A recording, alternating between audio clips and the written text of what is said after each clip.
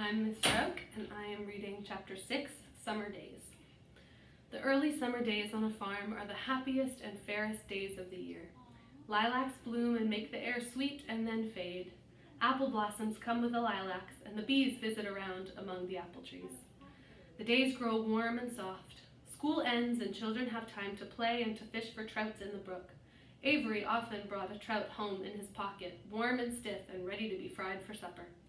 Now that school was over, Fern visited the barn animals almost every day to sit quietly on her stool. The animals treated her as an equal. The sheep lay calmly at her feet. Around the 1st of July, the workhorses were hitched to the moving machine, and Mr. Zuckerman climbed into the seat and drove into the field. All morning, you could hear the rattle of the machine as it went round and round, while the tall grass fell down behind the cutter bar in long green swaths. Next day, if there was no thunder shower, all hands would help rake and pitch and load, and the hay would be hauled to the barn in the high hay wagon, with Fern and Avery riding at the top of the load. Then the hay would be hoisted, sweet and warm, into the big loft, until the whole barn seemed like a wonderful bed of timothy and clover. It was fine to jump in and perfect to hide in, and sometimes Avery would find a little grass snake in the hay and would add it to the other things in his pocket. Early summer days are a jubilee time for birds. In the field, around the house, in the barn, in the woods, in the swamp, everywhere love and songs and nests and eggs. From the edge of the woods, the white-throated sparrow, which must come all the way from Boston, calls, "Oh, Peabody, Peabody, Peabody." On an apple bough, the phoebe teeters and wags its tail and says, "Phoebe, Phoebe?" The song sparrow, who knows how brief and lovely life is, says, "Sweet, sweet, sweet interlude, sweet, sweet, sweet interlude." If you enter the barn, the swallows swoop down from their nests and scold. "Cheeky, cheeky," they say. In early summer, there are plenty of things for a child to eat and drink and suck and chew. Dandelion stems are full of milk. Clover heads are loaded with nectar. The frigid air is full of ice-cold drinks. Everywhere you look is life. Even the little ball of spit on the weed stalk, if you poke it apart, has a green worm inside it. And on the underside of the leaf of a potato vine are the bright orange eggs of the potato bug. It was on a day in early summer that the goose eggs hatched. This was an important event in the barn cellar. Fern was there, sitting on her stool when it happened. Except for the goose herself, Charlotte was the first to know that the goslings had at last arrived. The goose knew a day in advance that they were coming. She could hear their weak voices calling from inside the egg. She knew that they were in desperately cramped positions inside the shell and were most anxious to break through and get out. So she sat quite still and talked less than usual. When the first gosling poked its gray-green head through the goose's feathers and looked around, Charlotte spied it and made the announcement. "I am sure," she said, "that every one of us here will be gratified to learn that after 4 weeks of unremitting effort and patience on the part of our friend the goose, she now has something to show for it. The goslings have arrived. May I offer my sincere congratulations." "Thank you, thank you, thank you," said the goose, nodding and bowing shamelessly. "Thank you," said the gander.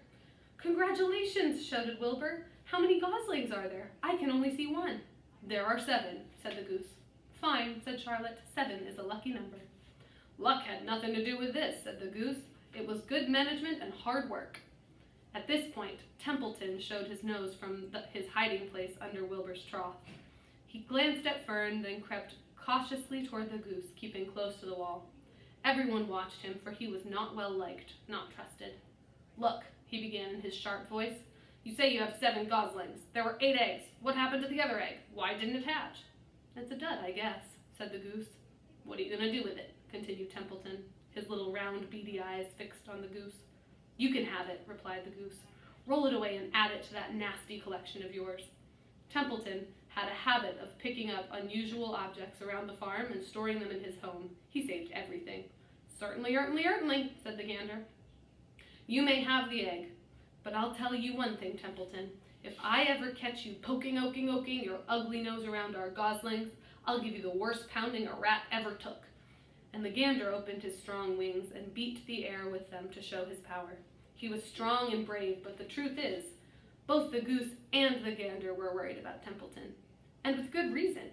The rat had no morals, no conscience, no scruples, no consideration, no decency, no milk of rodent kindness, no compunctions, no higher feeling, no friendliness, no anything. He would kill a gosling if he could get away with it. The goose knew that. Everybody knew it. With her broad bill, the goose pushed the unhatched egg out of the nest, and the entire company watched in disgust while the rat rolled it away. Even Wilbur, who could eat almost anything, was appalled. "Imagine wanting a junky, rotten old egg," he muttered. "A rat is a rat," said Charlotte. She laughed a tinkling little laugh. "But, my friends, if that ancient egg ever breaks, this barn will be untenable." "What's that mean?" asked Wilbur. "It means nobody will ever be able to live here on account of the smell. A rotten egg is a regular stink bomb." "I won't break it," snarled Templeton. "I know what I'm doing. I handle stuff like this all the time." He disappeared into his tunnel, pushing the goose egg in front of him. He pushed and nudged till he succeeded in rolling it to his lair under the trough. That afternoon, when the wind had died down and the barnyard was quiet and warm, the gray goose led her 7 goslings off the nest and out into the world. Mr. Zuckerman spied them when he came with Wilbur's supper. "Well, hello there," he said, smiling all over. "Let's see. 1, 2, 3, 4, 5, 6, 7. 7 baby geese. Now, isn't that lovely?"